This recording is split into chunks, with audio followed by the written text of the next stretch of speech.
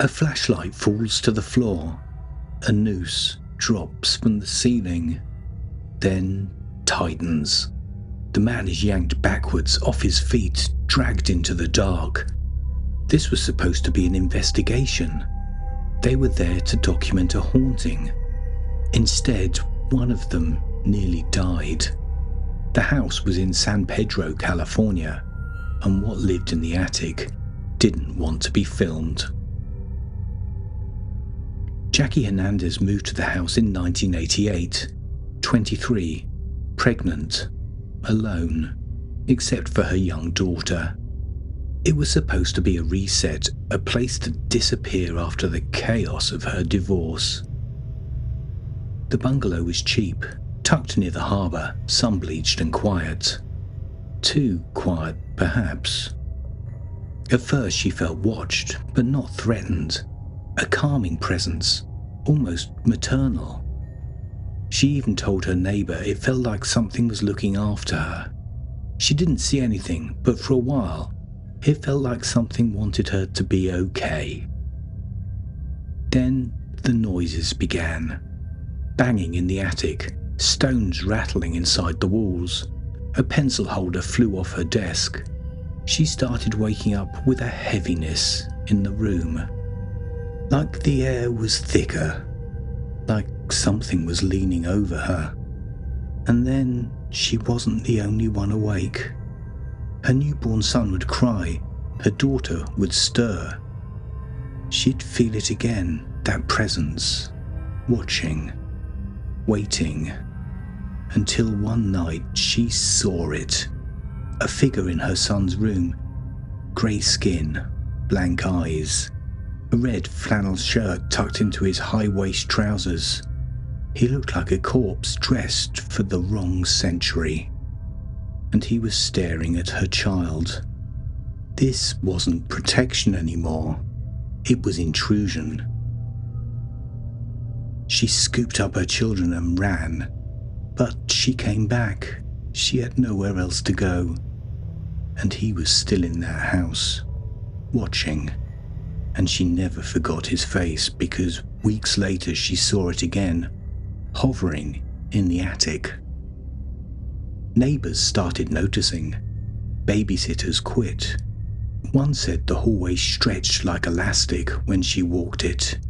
Another said the bedroom door opened every time she turned her back. To begin with, Jackie said nothing. But when she told her ex-husband, he called her crazy. He didn't believe it. He wasn't coming back and Jackie was on her own. When she told two priests, they accused her son of being possessed. Then came the liquid, oozing from the kitchen ceiling, thick, foul-smelling. It came back every time she wiped it away. She had it tested. The lab said it was human blood plasma, with elevated copper and iodine. Male. But no one could explain where it came from. She climbed into the attic to find the source, and there, floating just above the floorboards, was the face again. Only this time, it lunged. She scrambled backwards, practically fell through the hatch, and slammed it closed behind her. By August 1989, Jackie needed help, but she didn't make the call herself. Her neighbour did, after hearing what Jackie described and seeing the fear in her eyes. Dr. Barry Taff arrived with two investigators, Barry Conrad and Jeff Wheatcraft. They brought cameras, infrared, audio gear. They didn't believe her. Not really. They ran baseline readings, walked the hallways with the EMF meters. It was like any other case. Quiet, uneventful. For a while it felt like nothing at all.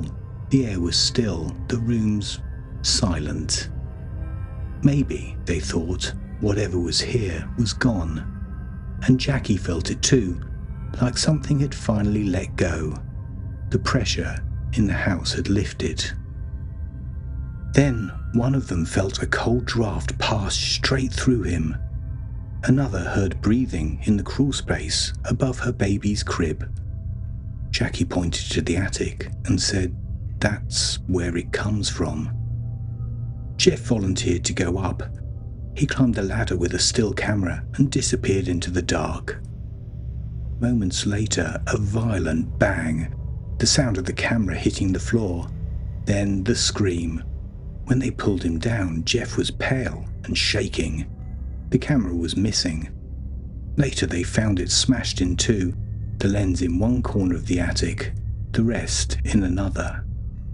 But there were no photos, just broken plastic and torn film.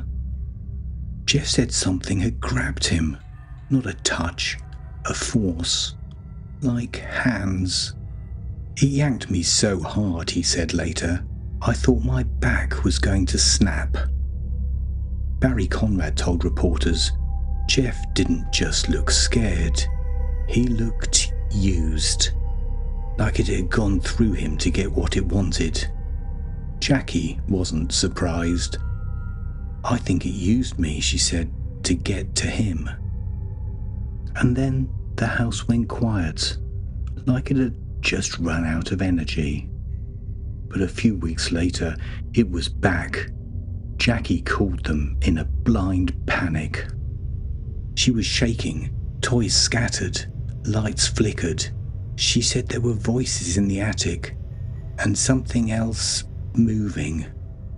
Again, Jeff went up, one more time. Another investigator, Barry Bowen, followed him. The others stayed below, listening. Then a sharp snap, like fingers right behind the ear. They called up. No answer. Then a scream. Gary span round. Jeff was gone. The flashlight had dropped. Everything was dark. He couldn't see a thing. So he did the only thing he could. He raised his camera and started firing the shutter. Flash. Flash. Flash. And on the third burst of light, he saw it. Jeff, eyes wide, hanging, a cord taut around his throat, a clothesline tied in a sailor's knot, looped over a beam. A moment of pure panic, frozen in a frame, shot not for proof, but to survive. Another photo, taken seconds later. Jeff gripping the beam, staring into the dark. Whatever had grabbed him wasn't visible, but the cord was in plain sight, stretched tight. They pulled him down. He was alive, but barely. Jeff never returned, not to that attic, not to that house. After Jeff was attacked, she grabbed her children and left that same night. But like always, she came back. There was nowhere else to go, and something was still waiting in that attic. The house didn't welcome her. The air grew heavy. Objects hurled themselves across the room. The same blood-coloured fluid returned, oozing from the kitchen wall, viscous and rancid. The man in red flannel returned, and he wasn't alone. New figures appeared, darker, colder. They stood in the corners, watching, whispering, in English, in Spanish, "Get out." So she did. With the help of one of the investigators, Jackie fled north into a trailer 300 miles away, but the voices followed. And then something tried to burn its way back in. A bedspread in her daughter's room caught fire. No cause, no warning. They'd never planned to use it, but back in San Pedro, the investigators brought out a Ouija board. That's when the entity gave a name. Carlos. A sailor said he drowned in the harbour. Some believed it was murder, but no one was ever charged. They believed it hated Jeff, said he looked like someone the spirit remembered. He knew how to tie knots, and he waited for someone who couldn't get free. This wasn't a haunting, it was a reenactment. Vengeful spirits don't let go once they latch on, and in one small house in rural Wales, it just kept squeezing. Something foul broke through there too, and it didn't stop, until there was nothing left to break. Watch the story of Heol Fanog next, the most exorcised house in Britain. Click the on-screen card, but don't expect a simple spooky story. This one wants to be remembered. And if you're still here, you're part of the archive now. Please subscribe and keep unearthing what you weren't meant to hear. I'm Nico, and I'll meet you in the next mystery.